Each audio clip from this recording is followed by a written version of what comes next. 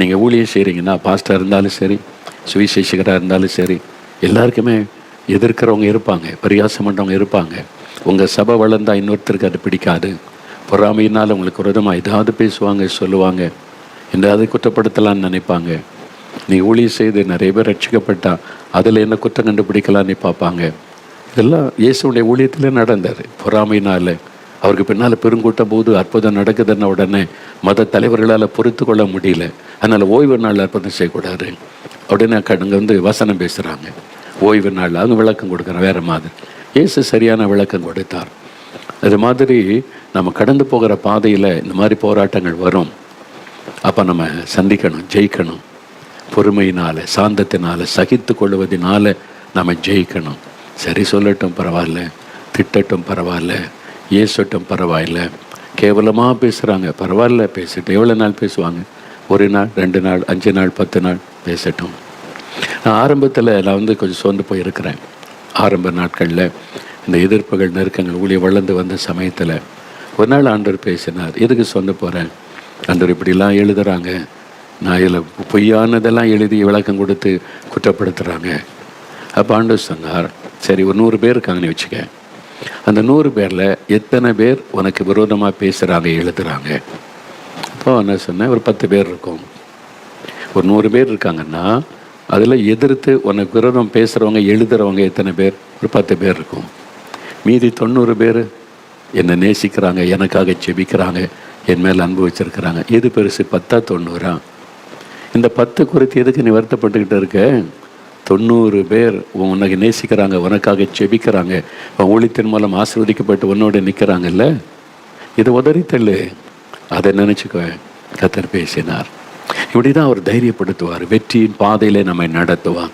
நம்ம உட்காந்து தனி மூலையில் உட்காந்து அழாமல் அவர்கிட்ட போனால் அவர் அழகாக இதெல்லாம் சொல்லி தருவார், இதெல்லாம் கற்று தருவார், இதெல்லாம் பேசி நீங்கள் ஜெயிக்கிறது எப்படின்னு ஆண்டவர் சொல்லி தருவார். அதனால தான் இப்போ பாருங்களேன், பரிகசிக்கிறது, கிண்டல் பண்ணுறது, எழுதுறது, பேசுகிற எத்தனை பேர்? கையடக்க உள்ள கொஞ்சம் பேர். ஆனால் திரள் கூட்ட மக்கள், கிறிஸ்தவர் அல்லாத மக்கள் சொல்கிறாங்க பாருங்கள், ஐயா இந்த மெய்யான ஆண்டவரை காட்டி கொடுத்தீங்களே, நன்றி ஐயான்னு. அந்த ஒன்று போதுமே, அவன் திட்டுறது ஒன்றுமே மனசிலேயே பாதிக்காது. இயேசு கிறிஸ்துவை ஏற்றுக்கொண்ட எத்தனை மக்கள், இவ்வளோ மக்கள்.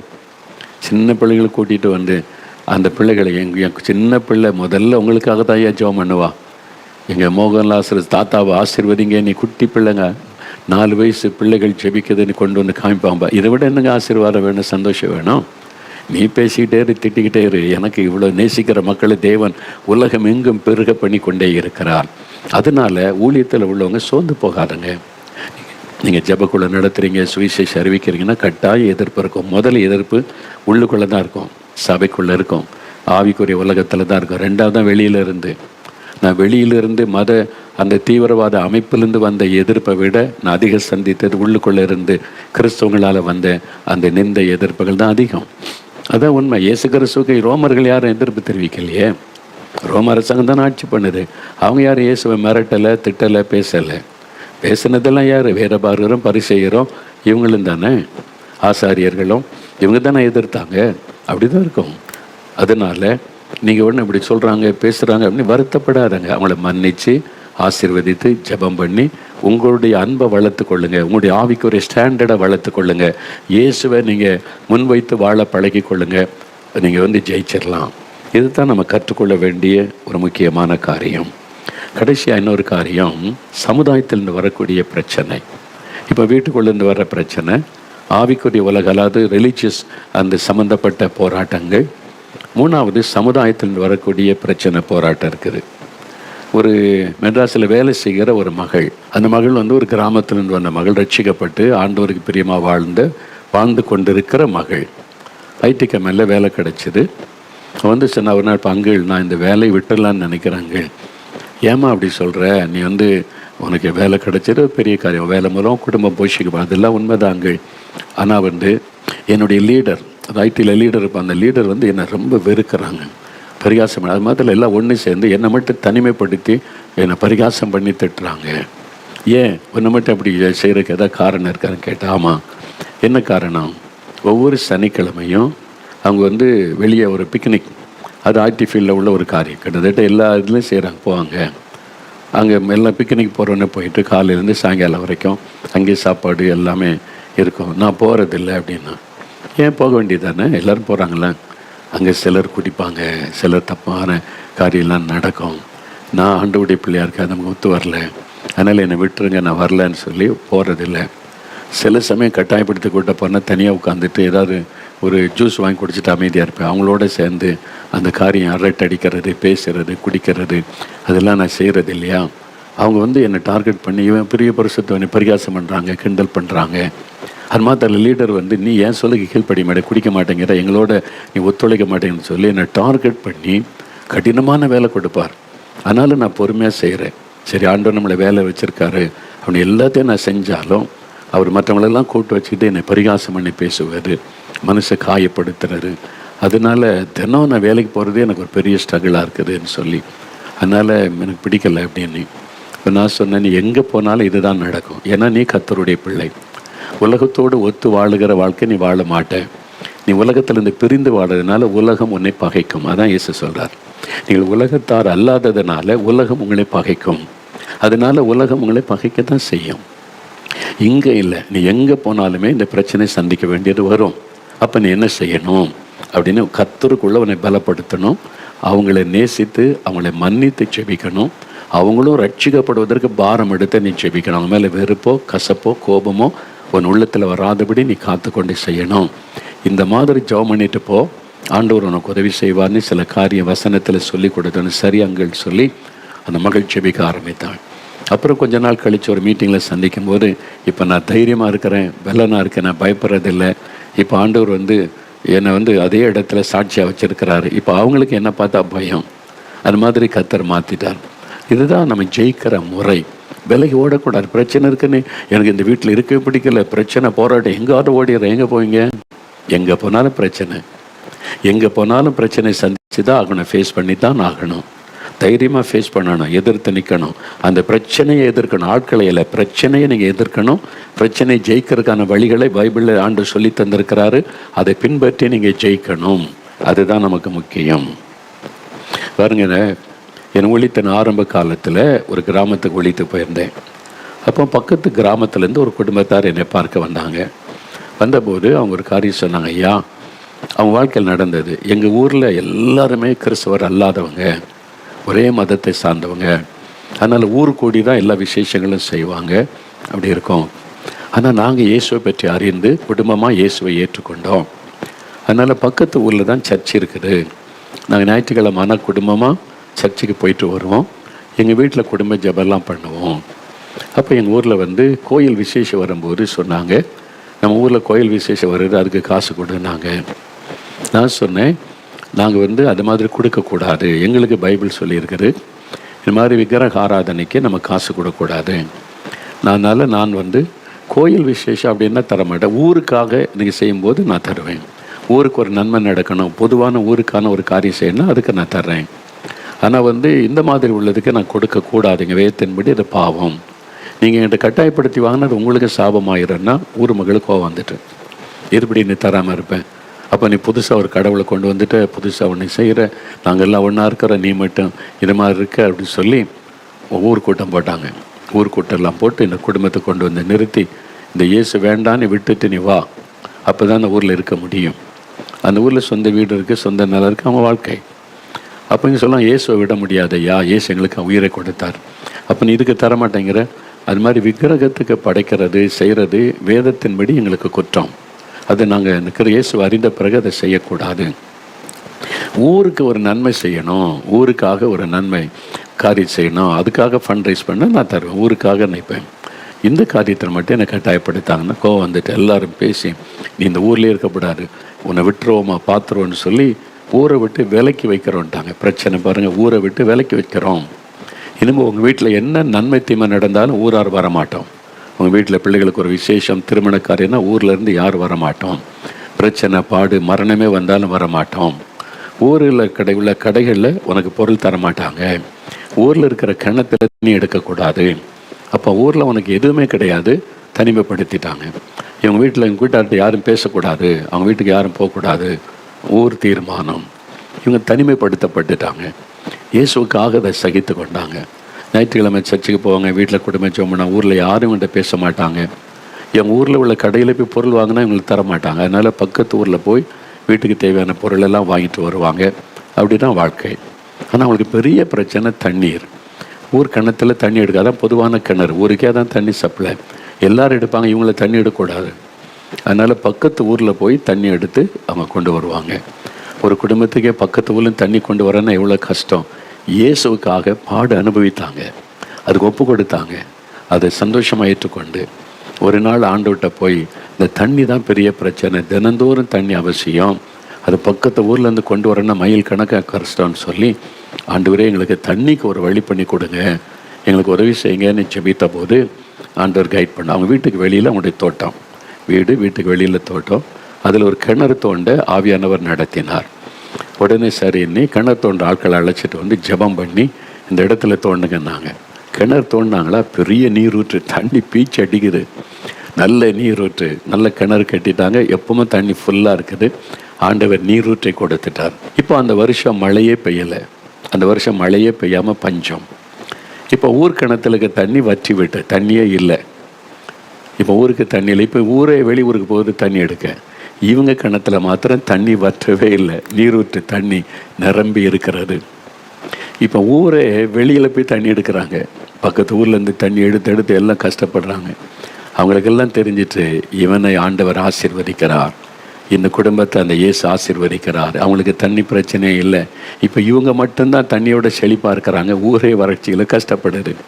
இப்போ ஊரெல்லாம் பேசுனாங்க, தண்ணி எடுக்க இப்படி நம்ம அலைஞ்சு கஷ்டம், அவன் வீட்டில் தண்ணி நல்ல செழிப்பாக இருக்குது, நம்ம கேட்கலாமான்னு சொல்லி இப்போ ஊர் பெரியவங்க திரண்டு வந்து, நாங்கள் ஒன்று ஊரை விட்டு விளக்கணும், ஆனால் உங்கள் கிணத்துல தான் தண்ணி இருக்குது, இப்போ ஊரே தண்ணி இல்லாமல் கஷ்டப்படுகிறோம், எங்களுக்கு கொஞ்சம் தண்ணி கொடுக்குறியா அப்படின்னு கேட்டாங்க.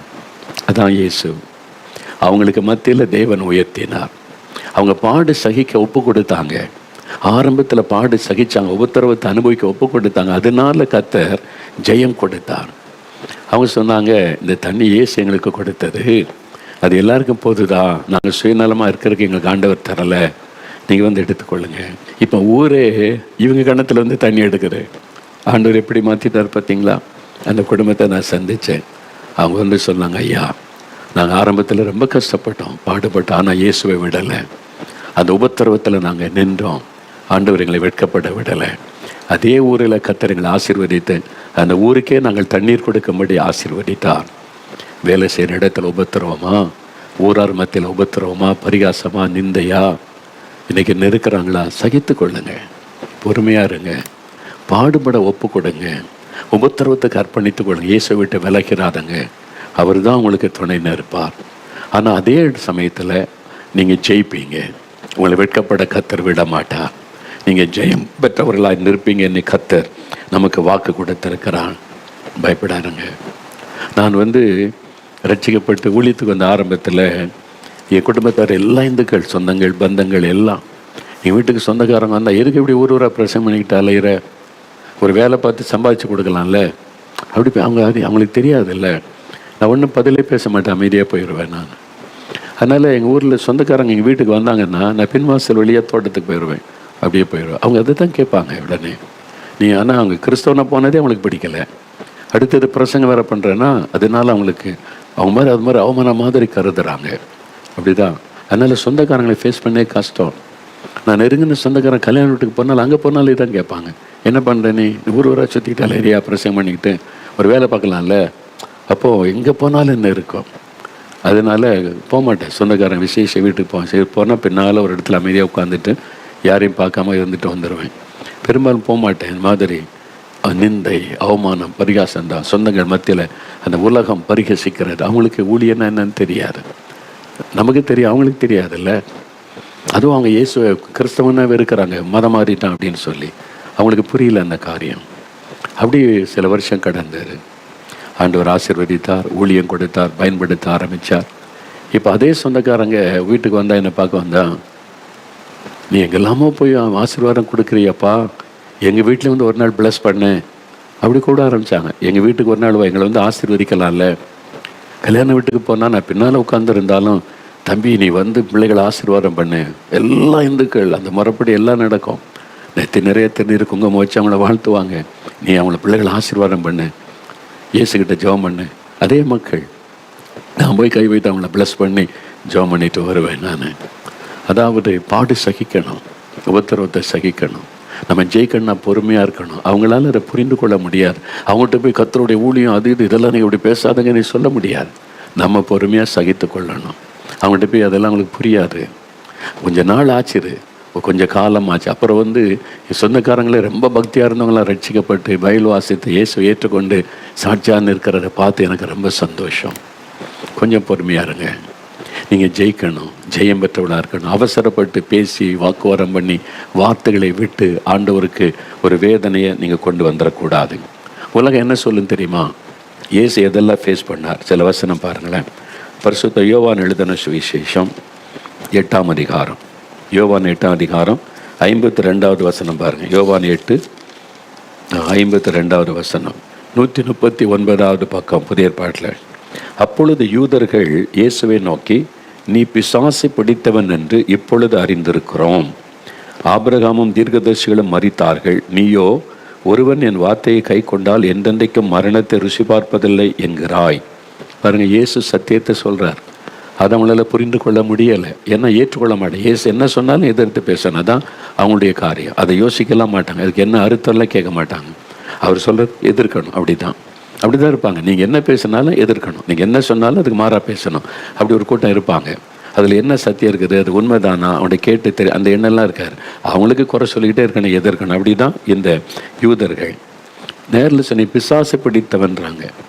பாருங்களேன், இது வரைக்கும் எனக்கு தெரியாமல் தான் எல்லோரும் திட்டுறாங்க. முகத்துக்கு மேலே திட்டலை, வெளியில் உட்காந்து பத்திரிக்கையில் எழுதுனாங்க. இப்போ வீடியோவில் திட்டுறாங்கன்னு வைத்தாங்க. யாரும் நேரில் நீ பிசாசு படித்தவன்னு இதுவரை யாரும் என்ன நேரில் சொன்னதில்லை. ஒருவேளை இனிமேல் சொல்லுவாங்களே என்னவோ. ஆனால் இயேசுவை நேரில் சொல்கிறான், நீ பிசாசு படித்தவன்னு சொல்கிறாங்க யூதர்கள்.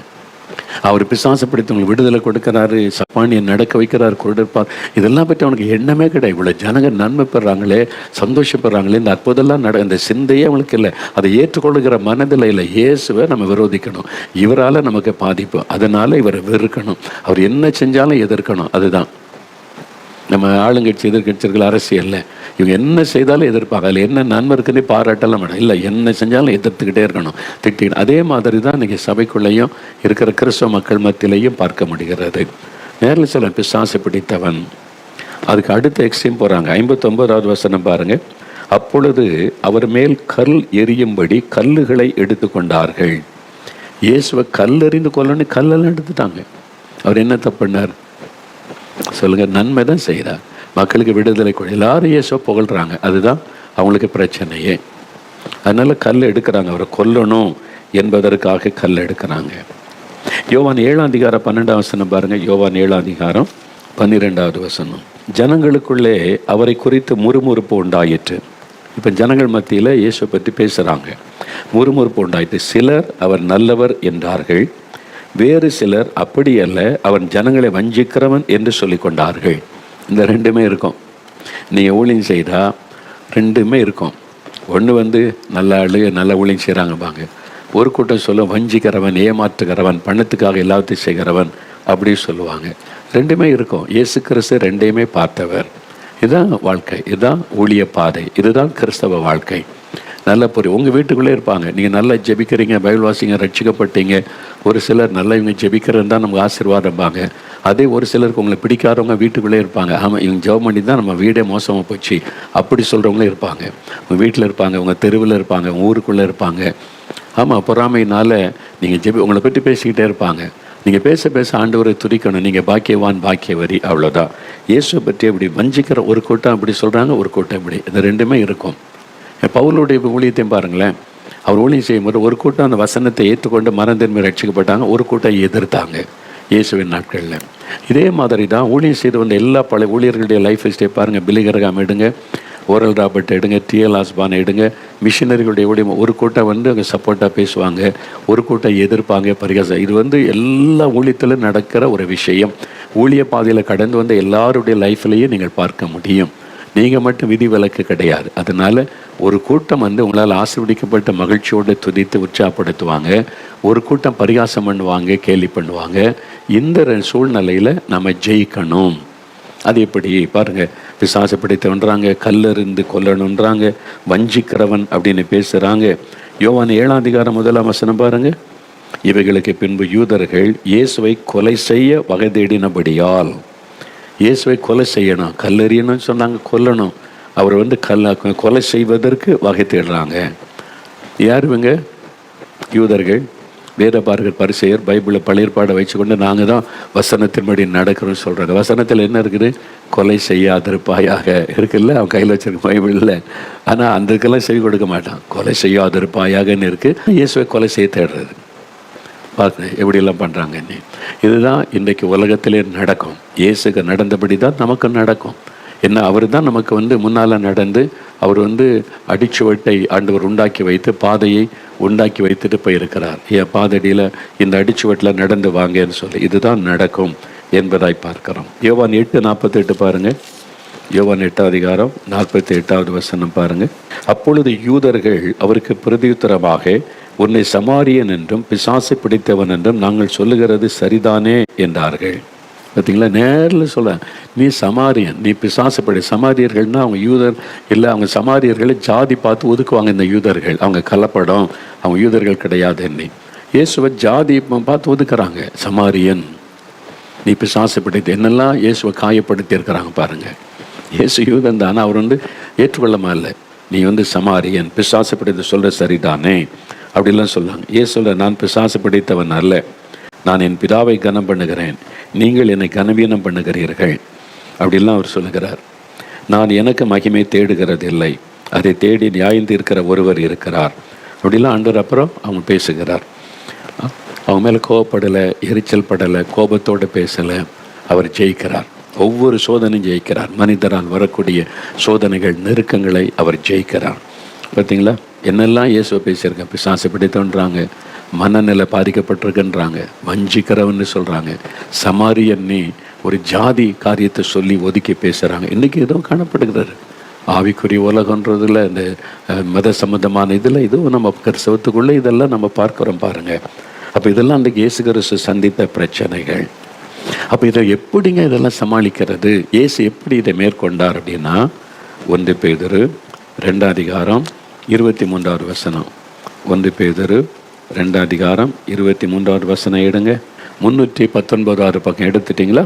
அந்த வசனம் என்ன சொல்லியிருக்கிறது? இயேசு வையப்படும் போது பதில் வையாமலும், பாடுபடும் போது பயமுறுத்தாமலும், நியாயமாய் தீர்ப்பு செய்கிறவருக்கு தம்மை ஒப்புவித்தார். பாருங்க, இயேசு வையப்படுகிறார். திட்டுறாங்க அவரை, பிசாசு பிடித்தவன்றாங்க, மெண்டல்ன்றாங்க, நீ சமாரியன்றாங்க, பரிகாசமாக பேசுகிறாங்க, அப்படி அவரை திட்டுறாங்க. அப்படி வையப்படும் போது பதில் வையாமலும், அவர் பதிலுக்கு திட்டலை, அமைதியாக இருந்தார். அவர் பதிலுக்கு திட்டலை, அமைதியாக இருந்தார். அவர் எப்படி ஜெயிக்கிறார்னு பாருங்கள். உங்களை திட்டுறாங்களா, கோபப்படுத்துகிறாங்களா, உங்களை கோபமாக பேச வைக்கணும். அதான் பிசாசனுடைய எண்ணம், அதுதான் அந்த மனிதருடைய எண்ணம். நீங்கள் இன்னும் கோபமாக பேசினா அதை வச்சு இன்னும் நிறைய வீடியோ போடலாம், அதை வச்சு இன்னும் நிறைய பணம் சம்பாதிக்கலாம். அதுதான் அவங்களுடைய நோக்கம். அவங்களுக்கு சரிப்படுத்தி போன கிறிஸ்தவ உலகத்தையே நல்லதாக்கணும், அதெல்லாம் நோக்கம் கிடையாது. அதை வச்சு காசு சம்பாதிக்கணும், அவ்வளோதான். அதனால் கோவப்படுத்துகிற மாதிரி தான் பேசுவாங்க, எரிச்சல் படுத்துகிற மாதிரி தான் பேசுவோம், பொய்யானதை தான் பேசுவாங்க. அப்படி பேசும்போது இயேசு பதிலே பேசலை, அமைதியாக இருந்தார். குற்றம் சொல்கிறாங்க, குறை சொல்கிறாங்க. பிலாத்துக்கு முன்னால் போய் நின்று அவர் விசாரிக்கும் போது இயேசு ஒன்றுமே பதில் பேசாமல் அமைதியாக இருந்தார். அதுதான் அந்த பிலாத்துக்கு ரொம்ப ஆச்சரியமாக இருந்தது. எல்லோரும் தனக்காக வாதாடுவாங்க, நான் குற்றம் செய்யலை, தன்னுடைய விடுதலை. இயேசு ஒன்றுமே அவர் வாதாடலை, அமைதியாக இருந்தது தான் பிலாத்து ஆச்சரியப்பட வைத்தார். அமைதி, பதில் பேசாதாங்க, பதிலுக்கு பதில் பேசாதாங்க. குடும்பம் ஏன் பிரியுது? கணவன் பேசுகிற, மனைவி பதிலுக்கு பதில் பேசுகிறது. அமைதியாயிருங்க, சண்டை வராது. 2 பேர் பேசினா தான் சண்டை. ஒருத்தர் அமைதி ஆகிட்டிங்கன்னா கொஞ்சம் நேரத்தில் அது இல்லாமல் காணாமல் போயிடும். அதுதான் ஆவிக்குரிய உலகத்தில் பதிலுக்கு பதில். அப்படி நான் பேசிடுறேன் அப்படின்னா இயேசு அமைதியாக இருந்தார். பாடுபடும் போது பயமுறுத்தாமலும், பாடு வருது. இயேசு சிலுவையில் அறைக்கும் முன்னால் வாரினால் அடிக்கிறாங்க ரோமர்கள், அவங்களுக்கு தெரியாது. ஆனால் இயேசு மரித்துரை எழுப்பினவர், கடலின் மீது நடந்தவர், பலத்த அற்புதம் செய்தவர், அதெல்லாம் அவங்க கேள்விப்பட்டிருப்பாங்க, கட்டாயம் அவங்களுக்கு தெரிஞ்சிருக்கும். இப்போ இயேசு மாத்திர நின்று எளிமை நின்று என் மேலே கை வச்சு பாரு, என்ன நடக்கும் நீ பாரு, உன் கையே செயல்படாமல் போயிருன்னு சொல்லியிருந்தா நடந்திருக்கும்ல. இயேசு சொன்னால் நடக்கும்ல. எவனாரு பக்கத்தில் போயிருப்பானா நினைக்கிறீங்க?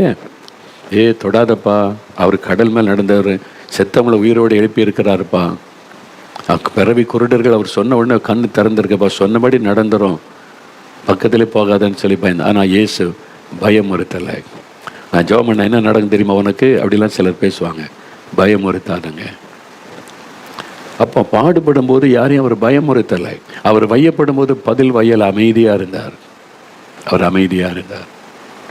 இயேசு அப்படித்தான் ஜெயித்தார். இந்த பிரச்சனையை, போராட்டத்தை அமைதியினால் அவர் ஜெயித்தார். நான் ஒரு சமயம் ஒரு ஊழியத்தை முடித்து வெளிநாட்டு நானும் என் மனைவியும் திரும்பி வரும்போது ஒரு விமான நிலையத்தில் ஜீவானந்தம் பிரதரை சந்தித்தோம்.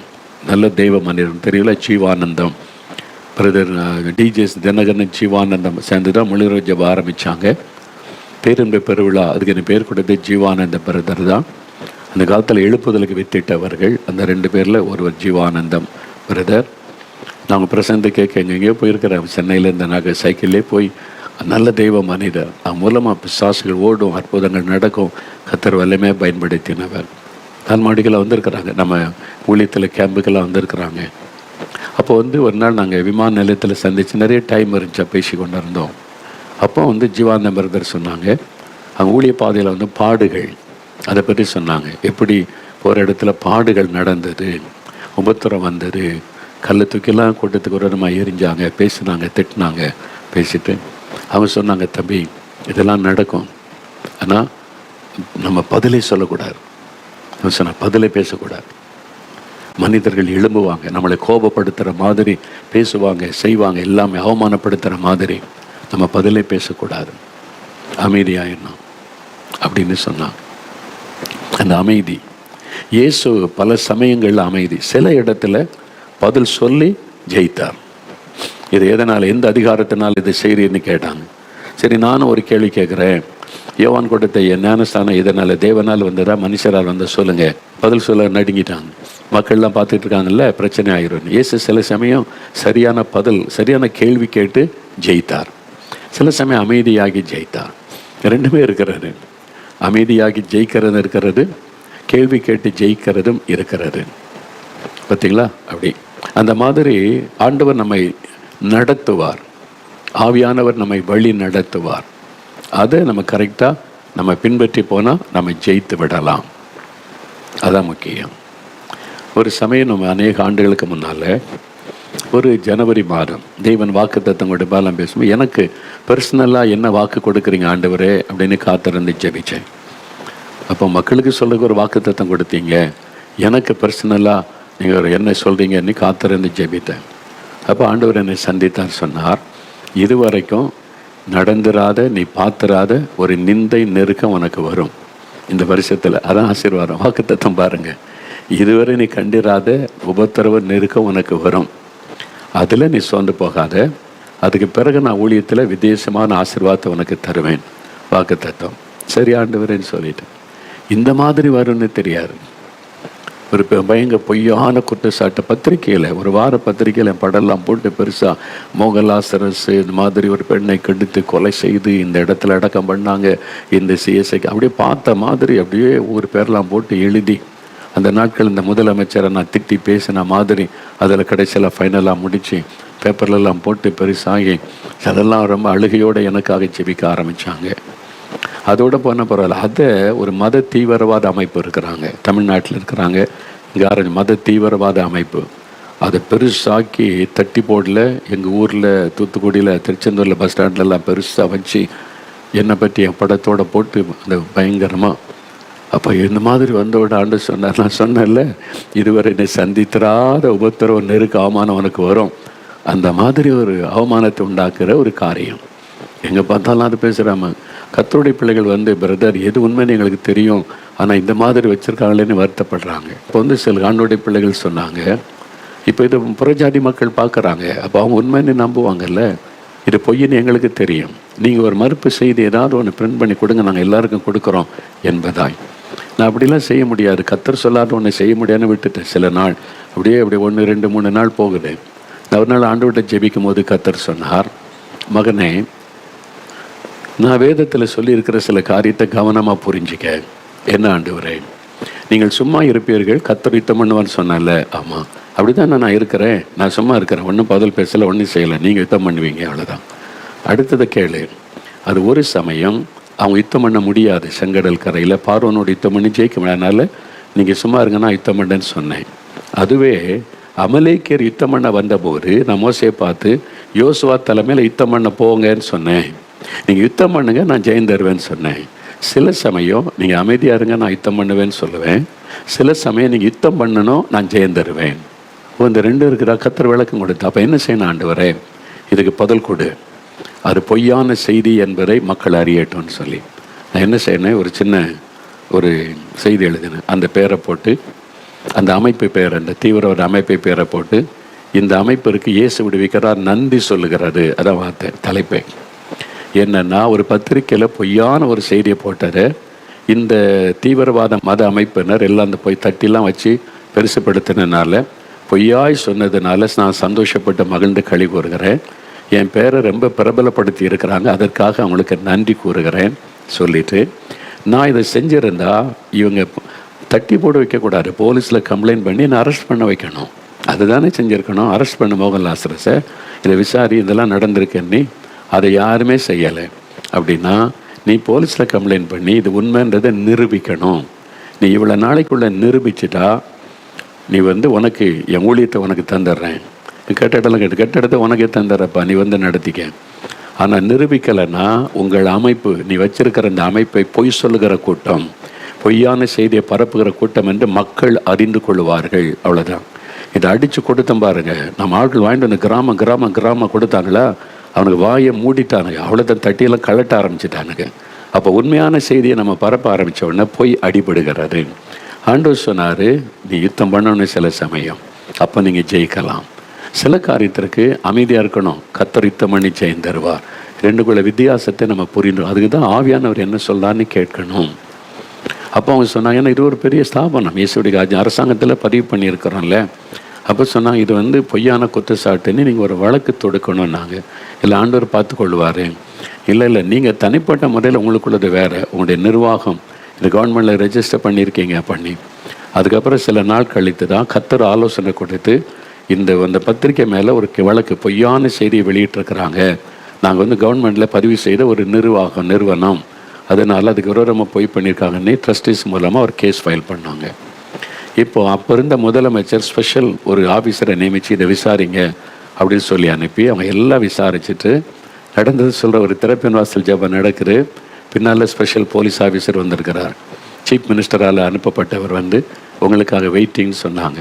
நான் ஜெபம் முடிச்சுட்டு பார்த்து அவர் சொன்னார், பிரதர், நான் உங்களை பற்றி பிறகு கேள்விப்பட்டேன், முதலமைச்சர் இதிலிருந்து ஸ்பெஷலாக என்னை நியமிச்சிருக்கிறாங்க இந்த வழக்கு விசாரிக்க.